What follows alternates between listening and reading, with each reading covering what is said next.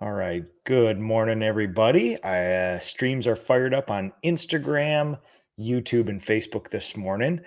Good morning. I am Nick Slavic. I am the proprietor of the Nick Slavic Painting and Restoration Company. I'm also the host of this show, Ask a Painter Live. It is a weekly live social media show that I have been broadcasting for more than 8 years. We talk about coding science, we talk about paint business ownership, we talk about entrepreneurship, and all the other fun things that go along with that. So today is a AMA show. Ask me anything. If you guys have any questions, any topics. We already have people chiming in on Instagram. White oak painting. White oak is my favorite kind of wood. I actually just wrote an essay on it not long ago, a couple weeks ago. Pheasants forever too. So yeah, my beautiful pheasant thing. We were actually just out there with the dogs this week, just getting them some exercise, and we found a bunch of pheasants, and it's been absolutely awesome. So everybody, whatever question you have, whatever topics you want to talk about, I am here for you. It is open grab bag. You can chime in the comments. I'm watching Instagram. I'm watching Facebook. I have a little bit of data from marketing that I want to share with you guys because this is the biggest changing thing in our industry right now. As you know, I track those things very closely. And we can just talk about whatever you guys want to today. So let's do a little housekeeping first. Let's make sure I get my tabs in order here. We got a whole bunch of tabs going on. And Instagram, looking at you guys, Facebook, looking at you guys. I'm going to be asking for some questions and some topics very shortly here. So, show notes. First of all, PCA events.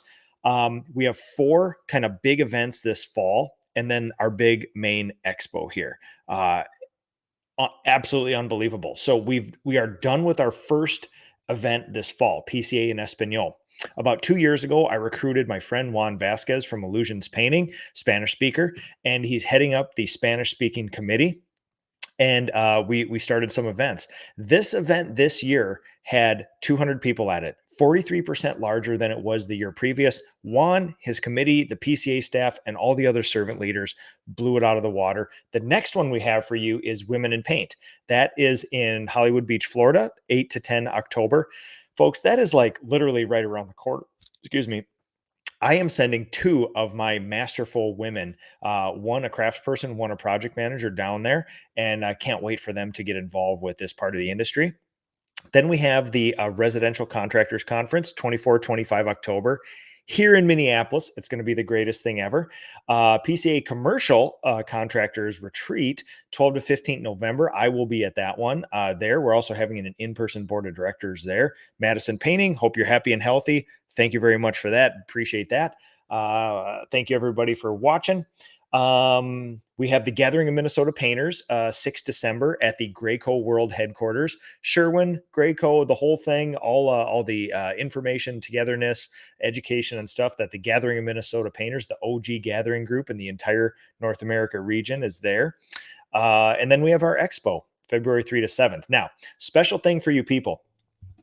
There's been some questions about our venue for Expo this year, and it's been really interesting because we do a lot of Florida, we do a lot of southern things, we do a lot of West Coast. This one is in Colorado Springs, an amazing wilderness, mountain, lakes, sort of thing like this, historic estate. It's a little different than we normally do. This is a 5-star estate and complex. Normally, this would be untouchable financially. Our whiz-bang operations staff, Jill and Jessica, executive director and assistant for the PCA, have negotiated an amazing deal with us at the Broadmoor. It is a one-of-a-kind event. I don't know that the PCA is going to be able to afford something like this in the future, but they negotiated a deal of the century, and we are taking the Expo to the Broadmoor. I am going to the Broadmoor this next week to do a little recon mission. We're going to find out what the facility looks like. We're going to test out some of the stuff.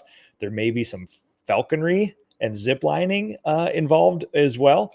But as your humble board chair, I'm going to go there and check it all out, get the VIP experience, put eyes on everything, and report back on social media how everything is going. So it's going to be absolutely awesome, everybody. If you want to attend any of these things, I have a link in the show notes here for you. Feel free to join us at any of these. These are life-changing events. They're absolutely awesome.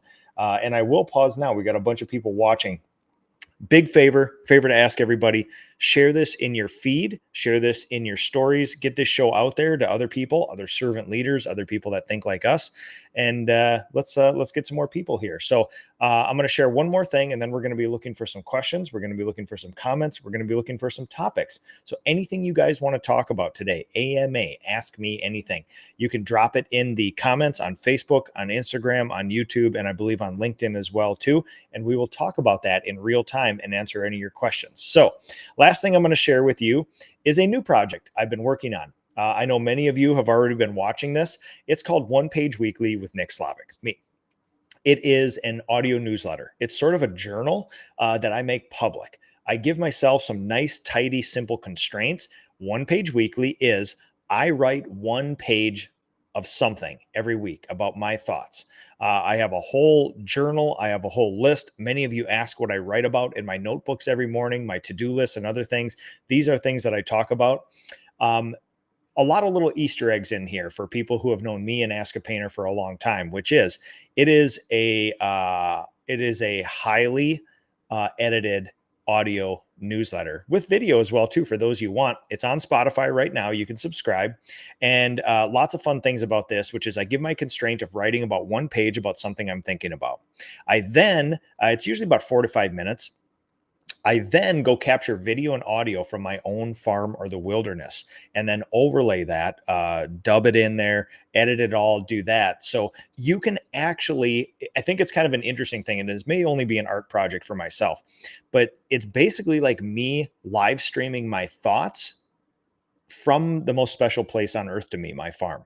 And a lot of times I have these thoughts like this last one, number 4, normal. What I did was I overlaid um, twilight, early morning audio and video from my deer stand in the back of the property. You can hear animals waking up, crickets, frogs, cranes, pheasants, coyotes, everything else. And you can actually sit there for 5 minutes and listen to what I listen to, see what I see, and then these are the thoughts going through my head. So for those of you guys who are in this stuff, it's another little treat, another little Easter egg for you. But it is that I would say subscribe to it. You'll get instant updates. Usually every Friday, I drop those episodes, 4 to 5 minutes, quick listen, a little bit of audio, lots of fun stuff. So, all right. Number 1, we are going to talk about some marketing stuff. That seems to be the biggest changing thing in our industry right now. And as you know, I have beautiful, fun, colored graphs to share with everybody. If you guys have any questions about marketing this year, the changing economic landscape, things like that, happy to do that as well. You guys are quiet this morning. There's some people commenting, but I'm not getting the stream of questions I normally do. So come on, folks. Wake up here. I know it's we're getting into fall. It's 10 a.m. It's on a beautiful Saturday here. I'm about to do some wilderness stuff with my family. Let's shake some questions loose. Let's shake some topics loose. While I talk about some marketing stuff, you guys get something going. I see. Aaron Shaver. Here we go. Nick, what are the core principles of craftsmanship that you have shaped in your career, and how do you ensure that these are upheld in every project? Aaron Shaver, young apprentice of mine down in Texas, running his own company right now. I love following along. We just talked this week, actually. Principles of craftsmanship. So I've had to redo some of these principles of craftsmanship. In the first 10 years of my business, it must be perfect every time, no fault. You need to present a beautiful system. You need to present a beautiful outcome. So even during the process, like everything had to be perfect, the tool layout, the drop cloth, the holding of the brush, and everything else. And I realized that in a world where there are not a bunch of nutty master craftspeople like me, um, uh, you need to be a little more kinder and gentler and empathetic with all that stuff, which is you have to be okay with faults. You have to be okay with people making mistakes. You have to be okay with there never being a paint emergency.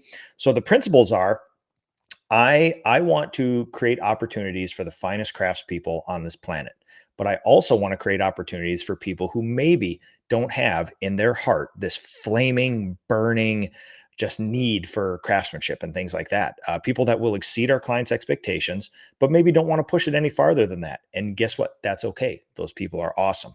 So, number 1, principles of craftsmanship is we will exceed the client's expectations, right? We will do our jobs happily and quietly as professionals. We will follow a set of standard operating procedures that I would consider a simple to-do list. We're talking 17 steps to paint the walls in a bedroom. If you follow those and do each one of those in order, 100%, I guarantee you, you will far exceed the client's expectation, far exceed the time budget that we allow for this. That touching on budgets. Our principles of craftsmanship is not just doing things really well, but doing things really well, really fast as well, too. So I would consider a master craftsperson somebody that can do amazing work fast, teach other people to do it, and keep it going for a very consistent, long period of time. So, principles of craftsmanship that we do is keep it simple, support the living hell out of your people, exceed your client's expectations every time. And again, if your client only expects a 75 out of 100, if you do a 76, that is a win, and you have provided more value for that client. Now, circle of trust between master craftspeople and a bunch of paint business owners. It doesn't feel great to do a 76 when the client expects a 75. Yes, you have given them surplus value. You have given them more value. I want to do a 96, right? That's where it starts getting really interesting. And that's where I believe true master craftsmanship, which is I can do this bedroom. An apprentice can do it in 4 hours, the walls. I can do it in an hour and 45 minutes. I can do a 96. Now, not only have I provided surplus value for the client, I have provided surplus value for myself. I have given them, on average, 30% more value than they bargained for with quality of finish. And I've given myself 30% more money based on my ability to just hammer these things, do them very good, very fast. So, Aaron, I love that question. Keep them coming. From Instagram. Guys, this is an AMA show. Ask me anything. I'm going to dive into some marketing stuff, but what I want you guys to do is put any questions here, any topics, any comments you want, and we will talk about those. So let's talk about the changing landscape of marketing for a bit while we collect up some more questions from you guys. So data and feelings. The feelings this year is there's not as many leads as there was the year previous. It's harder. We have to spend more money. Feeling also is there's a lot more people asking for work. So I believe that there is the teeter-totter of leads and labor that go like this. And as business owners, things aren't wrong when that teeter-totter swings back and forth. But I believe over the last 24 months, it started to teeter and now it's fully tipped where labor used to be very hard to get. Remember, there's no good people out there. And then jobs, we're just drowning in jobs. Oh, I'm a genius. I'm booked out 2 years, but I can't find anybody to do the work. This has flipped a little bit in the last 2 years. I shouldn't say a little bit. It's flipped a lot of it, which is I'm getting 3 people every week organically going to my website looking for work. That did not happen. I would have passed out with delight if that would have happened in the last decade, right? When labor is hard to get. But now leads are getting a little harder to get. We're seeing house painters in the upper Midwest having gaps in their schedule in June, which is insane. If you are an exterior painter in the upper Midwest, there's only about 75 good days you can paint outside a year. And if you're not booked up for 2 years, you're doing something wrong. That has changed precipitously this year. White oak painting. White oak painting, like I said, white oak is my favorite wood. My desk is white oak right here. We got to do a merch exchange. We'll send out some decent human being gear, and I'd like some white oak painting gear. I would love that. In the process of growth from 1 crew to 4, at what point should I hire a project manager, or do you recommend a crew leader as a project manager? Ooh, I like this one. So data plus feelings. I had made it up to 22 human beings before I hired my first project manager. That was an experiment, right? I can typically run about 10 to 15 people myself, but that's a lot of work. You got to do all the estimates, all the project management, things like that. The feelings part of this is once people get 4 to 6 painters underneath them, they kind of get overwhelmed. I can do about 15 to 22. That's just what the data shows. But I have a high pain tolerance. I don't mind working a lot, and we have very simple systems to help me do that. Now, the data part about this is if you really want to hire a rockin' project manager, you're going to need between $75,000 and $100,000 a year. I set aside a 5 to 7% budget, which would mean you need to make between about $1 million and $1.5 million of revenue a year in order to really afford a good project manager. That's what you want to pay them. So now, not to say you can't hire a project manager for 45 grand a year, but you're not going to find a professional to do that job for $22.50 an hour, right? Painters don't typically even work for that. If you want somebody who's got a little bit of experience, maturity, wisdom, a lot of people skills, you're going to really need to open up that checkbook and go 75K to 100K, give or take, at a minimum like that. So that's what I would say, White Oak. Um, Here's the deal. I'm going to say something that sounds spicy, but is actually not spicy. It's full of empathy. Last part of that question: do you recommend that crew leader act as a project manager? I'm going fully by data. No.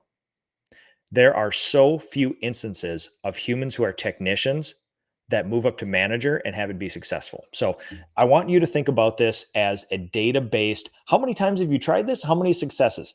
Zero. The feeling is I want every single human I work with to end up being a partner with me in business. The problem is that's my wishes for them, not their wishes for themselves. So here's the deal. It is a very common thinking. The knee jerk reaction is Carol's been a painter with me for 8 years. She's very good. I'm going to now make her a leader of something, a manager of something, move her from technician to manager to potentially leader. I have seen in my own business, I have seen in hundreds of other businesses, you take a painter, a technician that's been there for a while, and you move them into a position of managing other people, and their life crumbles. We have to understand that just because you've been doing something for a while doesn't make you open to the next job. It doesn't make you good at it. Now, what happens is what could be a possibility is they need the proper training and guidance to get there. They may have been a manager or a leader all along, just kind of like diamond in the rough, and you just found that spot for them. But here's the deal. The biggest difference in types of jobs in the world are technicians. I'm painting a house. And managing. I'm managing painters painting a house. That is not, I've been painting for a while, now I do this. These are two completely separate humans, two completely different disc profiles, two completely different personality types. These two people are energized by different things and they're incentivized by different things, right? If you are a W-2 painter and you only want to work 37 hours a week, you're 5 minutes late for work every day, you will never, ever, ever make that leap from technician to manager, right? If you've never worked an hour of overtime, if you don't do a little bit extra, you're probably never going to make that leap from technician to manager. If we give you an apprentice and the budgets fall through, it frustrates you, things like that, you will never go from technician to manager. Doing the job and managing those who do the job are two completely jobs. And I have seen hundreds of data points where you take somebody who's been technicianing for a while, move them into management, and they crumble. And the worst part about a lot of these data points is they don't say anything. They get under a lot of stress. They kind of start to check out. They don't start doing their jobs. They won't say anything, and they'll find another job and leave you. And that's just how it works. Sadly. Now, having said that, it's always better to hire internally, people that you know. I would screen people for this, but it's not as simple. Take a painter who's been doing it a while, turn them into a project manager. I've seen those people be super sad when you bring them into a job where you actually have to do a bunch of client communication, deal with angry clients, things like that. It's a completely different level of responsibility and incentives, right? So White Oak, I could talk about that for a million years. I actually just went out to the Mile High Profit Summit and I did a half-day master's class with a special spreadsheet that tells you all this stuff. But basically, some simple math problems for you is you're going to need about 4 painters to replace your income as a sole proprietor, right? So then if you have 4 painters, 2 crews working out in the field, that will allow you to step out and not paint. But it's not going to be 4 times the income. It's going to be the same amount of income you were before. We can get into the math problem. It's not a big deal. I've done it on Ask a Painter before. Then you're probably going to need about 8 painters in the field at a minimum to be able to afford a project manager. So that's basically what we're kind of looking at here. Now, you can get people in there sooner, but if you really want good performance out of a project manager and the right caliber of human, 75 to 100K. So, all right, White Oak, thank you for that. Get those questions ready. I'm going to go back to Facebook here. Tim Pierpont, good friend Tim Pierpont. What percentage of business is working with general contractors, and will that change in the future? Let's see. What percentage of my business is working with general contractors? We typically work with about 4 general contractors. These people we have vetted, tried and true. If you go by percentage of revenue, we're probably at, I don't know, probably less than 15%. We have just found that general contractors just don't really fit with us. They want bottom dollar labor. They want lots of margin, and they're fine. Actually, it feels like most general contractors are fine with chaos And it just kind of is what it is. So think about the average home builder who's building $1 million to $1.5 million homes, which used to be ultra luxury and now are kind of like just move up houses. You can give a general contractor an option of workaday Jim, who maybe is him, maybe his son. He doesn't really have any signage. He doesn't have any production rates. Maybe pays taxes, maybe not. Takes a little cash. Um, a paint job on a new house is typically 5%. So if you're looking at $1 million house, you might be looking at 50K, give or take, depending on finishes for some basic things. How a general contractor makes money is by the difference between what the subs charge him and what he charges the client. So it's likely that general contractor goes to the client and says, we need 50 to 70K budget for painting. He goes to Workaday Jim. Jim gives him a thing for 27. Magically, now there's all this margin that's involved in there. The problem is I come to a general contractor and say, you have a dedicated coordinator, project manager, estimator, owner of the company, and a team of craftspeople. We can do one person, we can do 40, whatever you need. We're self-managed, we're super accountable, we do all that stuff, but we charge more. We'll charge 40. And he says, well, that's all great, Nick, but I'd rather just work with Workaday Jim. He doesn't answer my calls. He won't do his punch list. He's always behind schedule, but guess what? It puts an extra 20 grand in my pocket. And I'm willing to deal with some stressful phone calls for that. So general contractors will tell you a lot of things. We have core values. We look out for the client. We do this. I don't want to sound like I'm bagging on general contractors, but that's been my experience where they're looking to grind up subcontractors, abuse quirks in the matrix for people like painters who have no idea what they're charging, work them like hell. There's a whole bunch of trade damage and rework on homes. And then the general contractor, because they have all the leverage, say, well, we're going to need you to repaint all this. And the painter will say, well, this is all extra. I finished. And they'll go, well, we don't care. Do you want to get paid or not? And then we have to repaint the whole house for free. We go out of business every 18 months. And then the general contractor finds another Workaday Jim. And that's how the world goes on. Now, having said that, we work for some killer general contractors that do share our core values and allow us to not do rework and all that other stuff. So it's a very small portion. I would like it to be a little more, only because I love these relationships. But God dang it, I fire more general contractors than we end up working with. They're just, it's a tough lot. I don't necessarily blame them for it. It's very cutthroat out there, especially with residential new construction. But it's not how I want to run my business. So we got to find our little select people to do there. So Chris Kent, curious as well. We are needing to lean back into GCs after 2 years of deliberately pulling back. Yeah, I'm seeing a lot of people look for different forms of relationships as the direct to client res repaint is a little bit tougher this year. I will say this, just be careful what you wish for, right? We all know that. Tim, Chris, we've all been in business a while. We know exactly what that comes with. It comes with a schedule that we don't control, a bunch of negotiations, a bunch of rework, a bunch of trade damage, a bunch of houses that are ready for us, but not really ready for us, and all that other stuff. So it's a give and take, right? Travis, my man, 95% general contractor commercial. They love chaos. Dude, you know that better than anybody else, man. That's absolutely awesome. So, okay, let's go back to IG for some questions, and I will share some marketing data here. Let's see. Efren. Oh, my friend Efren from Seattle. What do you consider a great PM disc profile? So I've actually moved away from disc profiles a little bit, only because it kind of tells you what the people do on paper. And in reality, if they're going through any sort of like life change or anything, the disc profile just goes out the window. So what I will say is that somebody who has on the disc profile, DISC, what I'm typically more interested in is the developed skills listed instead of the actual DISC. I do like somebody who's a team player. I do like somebody who's detail. So you're kind of looking at green, blue, but we also like somebody who's a little self-starting, a little bit red. Eyes are tough for me. They're kind of like the prototypical salespeople. My personality doesn't typically mesh well with them. So magically, we don't find too many in my company.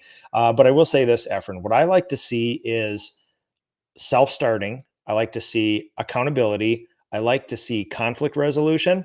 And honestly, like we can take a look at the DISC, we can take a look at developed skills, we can take a look at things that energize people. But for me, honestly, the one litmus test of of a good project manager or even an estimator, maybe even more so project manager, is how do they attack communications with the client? If there's a phone call, a text, or an email to be done, do they do that first? Do they do it with high velocity, or do they put it off a day? Oh, we'll get to that tomorrow.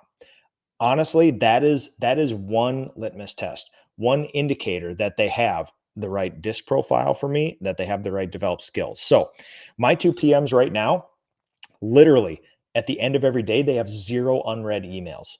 All the phone calls have been made. If a phone call needs to be made, they make it instantly. If a client needs communication and they don't know if the email is going to be the right thing, they pick up the phone and make a call.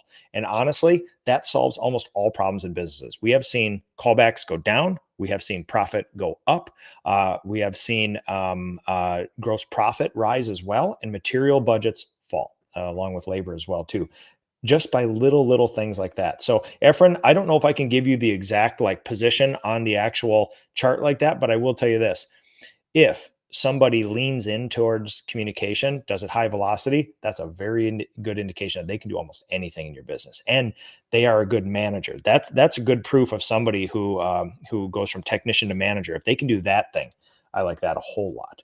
Aaron Shaver, what advice would you give a solo painter like me wanting to improve craftsmanship while maintaining efficiency on the job? Well, here's the deal. Aaron, you know this because you trained under me. You got to keep it simple. You got to put an emphasis on constant motion, constant motion. And it's not hyper efforts where like this and sweat's running down your face and you're just depleted at the end of the day. It's just consistent, constant motion throughout the day. Never having a lull, just constant motion, because you can do that for the entire year. The problem is I see a lot of painters out there where they work. What they'll do is they'll go like crazy for 8 days in a row. They'll get completely depleted. They'll take a week off. They'll slowly get back into it. They'll start working again. They'll take a day off. They'll do, and it's just very inconsistent. And over the course of a year, they may be able to accomplish some very big things in a tight period and make a bunch of money here. But when you aggregate that over a year or average it over a year, they make about $45,000 a year because they end up taking so much time off. They're not consistent. They're not doing all the things they need to do to build a great sort of business like that. So, okay. All right. We're going to get to some marketing stuff, but the questions are rolling in. Thank you for that. Mickey Pastrana, what's the benefits of an office and remote business? My disc is IS. I find it hard to build my team remotely. Yeah. So here's the deal. In the home service industry, where we have to put a human inside a house to apply a physical thing to their physical thing, we don't really do remote work. Having said that, I have one remote position in my company. It's our office coordinator. Young intern Jack is in college, and he's doing the entire bit of coordination remotely. Here's the deal. I have two minds about this. Number one, I love people not commuting. And I'm just talking about business in general now, not my business, because we are an in-person, in the office, togetherness, human sort of thing like that. There's too many variables in my business for everybody to work remote. I like that people don't have to commute. There are a lot of jobs that don't need to be there, but we're going to have to all be honest with ourselves about remote work. You are missing out a lot of things that happen in the office. 20 to 40% of all relationships, marriages, things like that get formed in the office. And we are missing out on that, right? Like, you don't get a job so you can find a partner. But honestly, that's where a lot of people do. And just because we're in close proximity to people. Mentorship. Um, there are so many things that happen when you're in person. You get out of a meeting, you walk down the hallway and you talk with somebody, and then some real stuff happens, just like industry events like that. You meet somebody in the parking lot, you walk into their office, you form deeper relationships that way. And the one thing that I really dislike about humans most of the time is that I gotta fly in my office. I'm so sorry. It is bugging the heck out of me. I'm gonna take care of this guy. The one thing that honestly makes me very frustrated, this is a regressive trait of mine about humans, is that you can say the same words to a human face to face or send them in a Slack message or an email, and they take it completely differently in writing. And I hate that. I hate that. People read in so much personality, so much emotion, so many wrong inflections of voices. And it's a huge human flaw. I do it too, but you can say the same thing please lock the door on the way out in a Slack message, or please lock the door out on your way out to a painter in person. And via Slack, that's sassy coming from the boss. In person, that's being supportive. And I wish it wasn't so, but that's how it is. Now imagine that well-intentioned messages. We sent 140,000 messages last year within Slack. Imagine 140,000 well-intentioned messages taken badly or the wrong way by somebody. You can create a very bad company culture or no culture at all in your business. So you are going to miss out on things. I understand why people don't want to go to the office, but here's the thing. Oh, hold on, right here.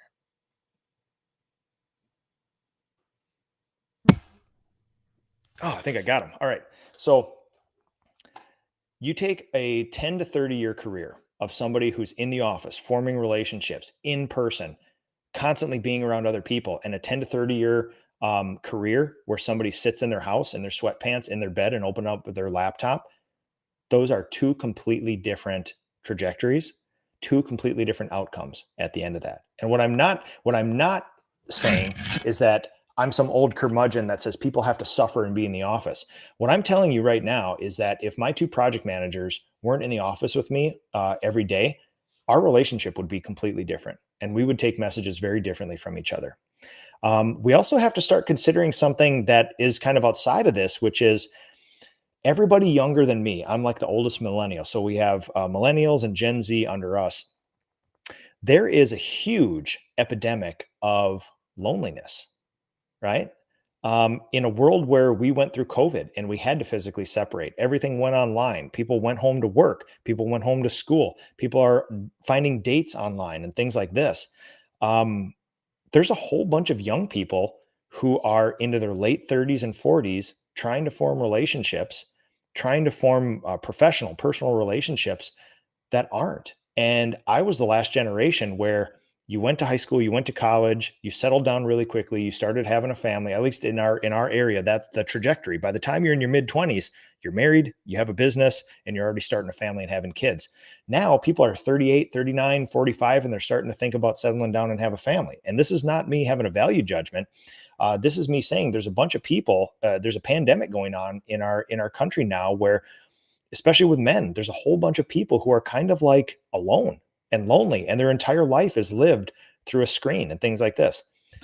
As we are talking through a screen right now, that's what makes these in-person events so important. So these are just thoughts. This is kind of like my one-page weekly stuff, but I will tell you this: do what you want. Work from your laptop in your pajamas from your bed every day for 30 years. Go into the office for 30 years. Do something hybridy. At the end of a 30-year career or end of a 30-year arc, I can guarantee you there's going to be different outcomes for people who have formed deep, meaningful relationships, face-to-face relationships with people versus those who have not. Not good, not bad, but it is going to be a truth, right? Now, I could be completely wrong. Maybe this generation will do it better than we did, but that's pretty sudden to go from a generation of, everything is always in person to nobody's in person, even school. And I think about how I have met some of my deepest relationships: high school, college, all my clients, my employees, and now my friends in the industry. If I would have done all this virtually, not a single human would be attached to me in that way, personally or professionally. And that just makes me thinking. That gets me thinking. So, do, do, do, do, do. Okay, looking back through here. Oh, thank you for everybody here. Awesome comments. Awesome stuff here. Angel, finding a GC is hard. What you said is correct. Commercial repaint is where it's at. Yep. Angel Damaso, mid 30 here, trying to network in person. So much better talking to people. Yeah. And that's just one of those things. Again, it's, I heard somebody say, this is not being an old codger, right? This is me relaying a bit of information somebody said, which is a great sort of perspective, which is, let's say you're a young person trying to find a mate, somebody to settle down with the rest of your life, possibly create a family, create a business, things like that. You send out 100 emails anonymously to people looking for a date. Think about our marketing: 100 anonymous emails to these businesses offering your services versus going out and looking in the eyes of 100 people, asking them questions, listening, and potentially asking them to form a relationship. What do you think could get a better outcome? Think about our marketing for our businesses. Right now, send out 100 anonymous emails. And what's the return rate? Way less than 1%, right? Knock on 100 doors. You'll probably get a 10 to 20% ratio of we could use an estimate, we could use a job, things like that. Just depends what you want to do. The answers are out there. Real human connection is real human connection. When the PCA goes to recruit for events, we send out emails, we do social media posts, but the real driver of almost every event is the in-person request, the human-to-human connection. Sherwin-Williams does this too on their pro shows across the country. It's not just an anonymous email or a text message to all their painters. When they want 300-400 painters to show up, each rep will personally invite about 20 to 30 of them to get them there. And that's just how it works. So, okay, let's talk about it. That took a little dive into just some thoughts that I've been having, but let's start talking about marketing this year. So I found that it's a little bit harder, a little more expensive to find leads, sort of. I have some counter data to that, but leads weren't pouring in like normal. And so what I want to do is show you this first graph right here. You can see my mouse on the screen. This is 4 years of every single weeks of every single one of my leads coming in. So let's start back from the yellow, 2001. This is my leads from 2001, pretty steady, hikes up in the summer, and then we have a huge fall resurgence here. 2022, oh my God, this is the year that we've been chasing all along. So think about post-pandemic here. Huge spike in early winter, monstrous spike in spring. We're getting almost, oh, look at that, 78 leads a week, 77 leads a week, 69 leads a week back in 2022. Then 2023, right? Oh my God, 62, that's in probably February. 62 leads a week in February. We got a huge spring resurgence. Again, a little later than the year previous. 75 leads a week, 76, 77, 67 leads a week. And this is for 1, 2, 3, 4, 5, 6 weeks in a row, just inundated with leads in the spring of 2023. Now, green, 2024. Look at this. We start, we get a little bump, but it's kind of steady arc. And then it actually goes down. We had the rainiest spring and early summer in the 150 years of Minnesota. Look at that, way down. So right here we're talking probably May, June of Minnesota here, I had gotten used to 69, 76, 77, 77 leads. And here we are, 26 leads in early spring. And this makes me worried. Now, then you have a little resurgence to 46, but look at early summer is quiet. We get a little resurgence here. Now it's kind of coming back up, but look at it's pretty steady, pretty steady. Now, this is the leads per week in this year right here, kind of the flow. Every week goes up like this. So the year starts pretty quiet. It arcs up in spring. It kind of goes dull in summer here, and then it kind of peaks up again. Another peak like that. This is not alarming to me at all. It was early in the spring, but you guys have heard the story. I've actually went back in all of my data and I found that this pattern and this amount of leads was exactly where we left off before the pandemic, right? So now when you look back at the years of 2021, 22 and 23 will go down in history as gangbusters. Leads were falling from the sky. Think of all the money that the federal government and state governments were tossing around to businesses, to individuals. Everybody's working from home. It's just everybody's popping champagne. It's just crazy times, right? So now that will lead to 78, 77, 75, 76, 77 leads, 77 leads a week. A week. Can you imagine 77 phone calls and emails? That's 10, 11 a day. That's 11 solid estimate appointments per day. Per day. We could barely keep up with that. My estimators are doing 33, 30 estimates a week during this time. The problem is when you have a year like green, 2024, where your leads are down here, half of what they were, you think the sky is falling, we have a recession, great recession again, all this other stuff is going on. Turns out the leads aren't down. They're just down from crazy, insane confetti pop champagne time. And so that's, I think, where we need to reset a lot of our thinking with this stuff is it's not a tough year. It's a normal year. This is how it was before COVID. The average lifespan of a painting business in the United States is 18 months. It is 2024. COVID started in 2020. There's about 2.5 generations of painting companies. The entire industry has turned over at least 2 times, maybe 2.5 times since then. So, who remembers time before COVID? More than 90% of all painting companies in the United States were not in existence before 2020. If you just started your painting business this year, congratulations. This is absolutely normal times. If you started your business anytime in the last 2 years, you had no idea what kind of tailwind was behind you. I didn't. And I've been in business for 16, 17 years, right? You can get used to 77 leads a week. Then all of a sudden it goes back down to 45 and you think the sky is falling. You need data to bolster your feelings. I had to go back 5 years in my data to 2019 to see where this was. 2019 looked exactly like this. It looked exactly, we're going between 40 and 50 leads a week at the peak. We're going between 20 and 30 leads during the regular times. And so now when you compare all these things, in hindsight, I thought that crazy spring rush was normal.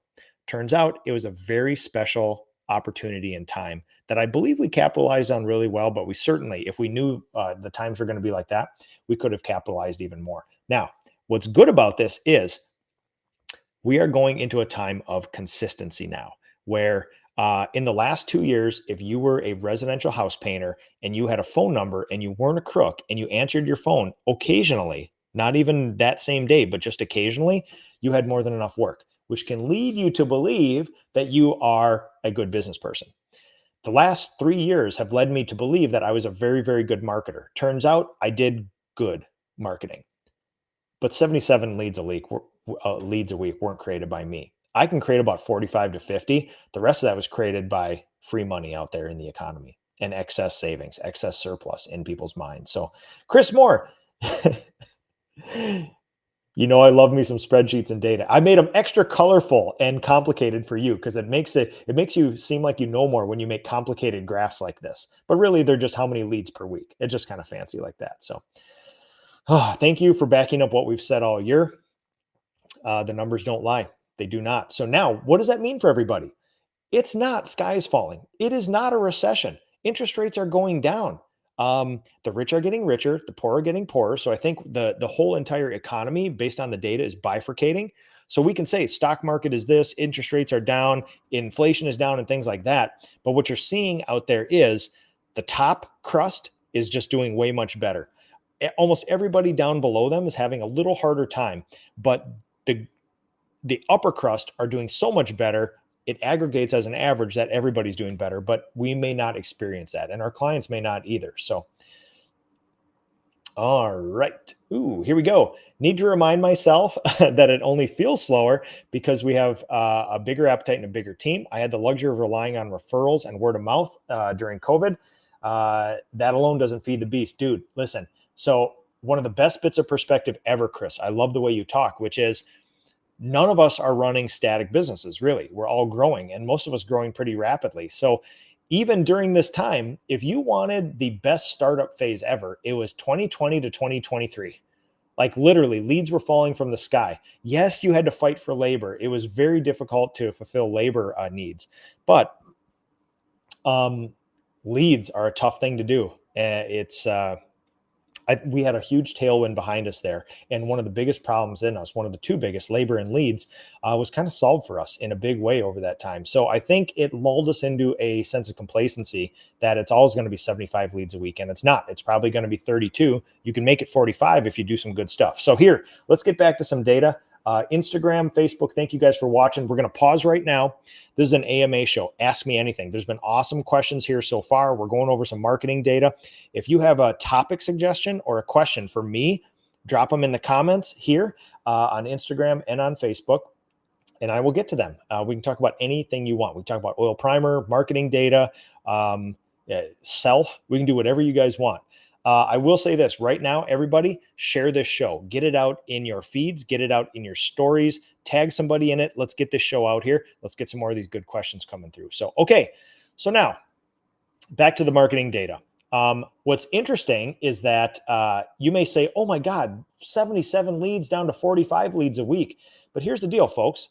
Here is one of the coolest pieces of data I have, which is my cost per lead actually went down year over year. I have been getting very serious over the last 2 years about getting ready for a potential downturn in the economy. They've been saying that there's going to be a recession or a downturn every month for the last 4 years, right? We haven't had it as far as we can tell. But here's the deal. I've gotten very serious about marketing. So all this data aggregated, basically what I'm here to tell you is that last year, every single one of my paid leads on average cost me $103. This year, 10% less, $93. So we're getting less leads, but my marketing is getting more efficient. And if you want to look at a trend line, one of the most interesting things, this could be either super satisfying or unsatisfying. You see my graph right here, this green one? I put a trend line through here, this green line. It looks almost flat, right? But the trend line is we average between highs and lows about 30 leads per week, right? Look at this trend line as we go throughout the year. There's a little gap here. We started the year averaging about 30 leads per week. We are now averaging about 32 leads per week, which means that is a very slight trend line, very slight trend line. But the trend line says this: the trend line of my cost per lead is going down. The trend line of my leads per week is going up. Consistently, incrementally, I am doing boring, unsatisfying, mundane things to slowly move that needle. Now, over the course of this year, I'm getting 10% more leads per week on average than when I started. The cost of those leads is going down 10%. I'm creating a 20% gap in my marketing. Now, what this means in real numbers is in the past, during pandemic years, when I've tried to solve winter stuff, I've been spending as much as $20,000 to $25,000 a month in marketing, in experiments, and to fuel this machine. We are down in the peak of the season. I'll do 20, but now we're down to about $7,000 to $10,000 a month, producing the same amount of leads as we did before. So, what's most important about this is I did not know, this wasn't a very intelligent plan, but even during those weeks of 77, 75, 76 leads per week, I was still doing these experiments, getting prepped up for when times were more difficult. So the trend line through all this marketing, in the end, here is my strategy. And I think it's a generalized strategy that will work throughout the rest of the industry, which is don't put all your eggs in one basket. This is kind of a bunch of no shit stuff, right? So we have about 13 different things that I tap every week or every 2 weeks. 3 of them, maybe, I spend money on. 4 of them I spend money on. The rest are effort-based marketing. A lot of them dealing with relationships, right? Yes, we do some direct mail. Yes, we do all the meta ads. Yes, we do Google AdWords and LSA and all this other stuff. But there's a whole bunch of other stuff that you can be doing out there to drive those leads. And what I want to show you as well too is my beautiful marketing dashboard. Let's collapse some of these so we can see these better. So what we're seeing is this is not my complete Q3 yet, but what we're finding that here is, let me see if I can get some bigger numbers for you guys. This is where the rubber hits the road, right? This is cool. So we have all these forms of marketing right here. And in years past, this year's actually been very consistent. In years past, we've had one form of marketing. Well, we've had 2 basic forms of marketing form 40% and 40% of all of our leads. That's eggs in 2 baskets, right? So now what you're seeing is the highest we have flyers and mailers at about 25% of our leads, word of mouth, repeat, referral at about, let's see if we throw in previous clients. Yeah, we're probably at about 36%, 25%. Facebook is going at about 17%. Web search at 15%. So basically what we've done, look at this, previous clients, 8.9, vans, 5.7, yard signs. We even have door hangers out there now. Door hangers are doing as well as our yard signs, email marketing. So here's the deal, folks. What we have done is taken basically 2 very expensive forms of marketing that I used to solely rely on to make all these leads. I have now lessened that by 2/3, spread it out over a whole bunch of different forms of marketing. 1, 2, 3, 4, 5, 6, 7, 8, 9, 10, 11. These are lead sources. There's 11 places that people find us. Some of these are marketing channels, some are not, but there's a whole bunch of effort-based marketing that we do as well to form relationships. So what you're finding is that we had 2 major things that we relied on for the business. Now we have 11 that aggregate all this stuff. And what's most important is that you may say, oh my God, This entire quarter, I only got 8 leads from Instagram, 8 from my newspaper, and 8 from my yard sign. But here's the deal. You take all this into account, and I have 6.6 more percent leads this time. And I have 24 more leads than I didn't have before. So you may say, oh my God, I'm going wholeheartedly in Facebook. I got 64 leads so far this quarter. And I still think I got to put in September numbers in here as well. But let's take a snapshot. This is probably at least July and August, give or take. So if you take a look at Facebook and say, I'm just going to double down and do a bunch of this. If you don't do this, if you don't do all these little things, look at this. 1, 2, 3, 4, 5 forms of marketing doing 2 to 3% right here. 1, 2, 3, 4, 5, 10. This is about 13% more leads. You're probably looking at 1, 2, 3, 4, 5, 40 more leads this quarter with doing these things. Yes, you're not blowing the water out of them, but you minus these out, you have 40 less leads. We sell at about 40 to 50%. So that's 20 less jobs you did this quarter. What I want to get across to you guys is that a whole bunch of small, consistent things done very well over time will way outperform. I'm going to spend 50 grand in Facebook this month and just solve all my problems. It's like wins by 1,000 cuts, wins by 1,000 bits of marketing. So that's my strategy. It's turning out to be very good. Cost per lead has gone down 10%. I'm getting 10% more leads than I did with the same amount of marketing since the start of the year. And it's awesome. So that's what I want to share with you guys here. Let's go back to fancy graphs. Go back to here like that. Okay, let's see if we got any final questions, and we're going to call it a day. Bankston, here we go. Hey, Nick, when working with GCs and local remodeling businesses, what does the expectation look regarding receiving payment in a timely manner? So here's the deal, folks. Everybody's real hot on commercial work and going back to general contractors because the knee-jerk reaction is private residential clients aren't spending money like they used to. I don't have any data to back that up minus my own marketing data, but I will tell you this. Be careful what you wish for because we tend to go way too hard in one direction. Oh my God, res repaint leads are down, so I'm going to go find a contractor to work for. Then you get all these contracting things, and then we start complaining about my margins are low. They're telling me when the schedule is. There's a whole bunch of frustrated phone calls. They want me to do a bunch of work for free, and they don't pay for 180 days. Careful what you wish for, folks. Bankston, what's your expectation for payment? It ain't up to you, brother. It ain't up to you. I have a 7-day payment policy. There's not a general contractor on this planet that's going to pay you. Actually, we have a couple. That we form great relationships with. You're not getting paid in 7 days working for a general contractor. They're going to push it out as far as they possibly can. That's just how it is. You want that work to come in like that. You don't want to have to market. You want those plans to be dropped on your thing. That's kind of how it is. Now, I'm not getting sassy with you, but if you think you have any control over schedule, scope, price, or payment, you do not. Now, the better relationship you form, the more you can control those things. But there's certain things that there's pluses and minuses with everything. With our private clients, margins might or may not be higher, but we certainly control the schedule and we can control all the variables. And Travis Dolan, the expert, general contractor payment. This is a dude who does like 95% of his work with general contractors. 30 is great, 45 is normal, 60 to 90 is common. Yeah, I would. And honestly, Travis, if I got 60-day payments from general contractors, that'd be wild. That'd be absolutely wild. You hear a lot of big strung out stuff. Now, you want to play with the big boys. Here's what we find when I talk to my big commercial and industrial painting companies that do $10 to $20 million worth of business, which is your time is going to be extended 30 to 240 days. And if you want the last 10% of your money, you go to court on every job. These big $1 million paint jobs and things like that. And it's not because things fail, because that's how it goes. It's a completely different ecosphere.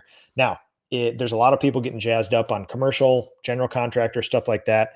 I will say this. It's always been a strategy of ours. We love relationships.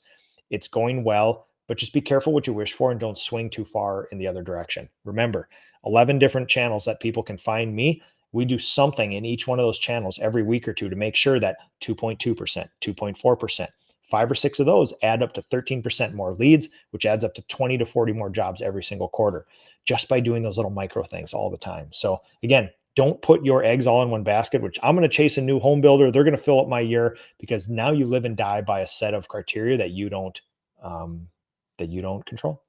Efren, if you were to move to a different city, what would your marketing look like in year one?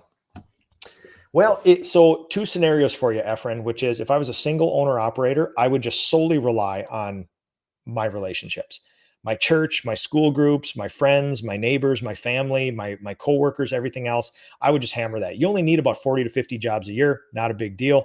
I would do that. If I had to replicate a $3 million business somewhere else, I would honestly, I would basically, I would do, okay, hold on. I would do what I do with my marketing now, but I would probably segment out about 20 hours of my time a week to do relationship stuff. I would literally walk into the offices of all the home builders and remodelers that I have found in that area, from the, Parade of Homes magazines and stuff, and start introducing myself. I would pound the pavement like, Efren, you're moving? Efren, long time upper. Are you coming to Minneapolis? You should come to Minneapolis, man. We'd love to have you here.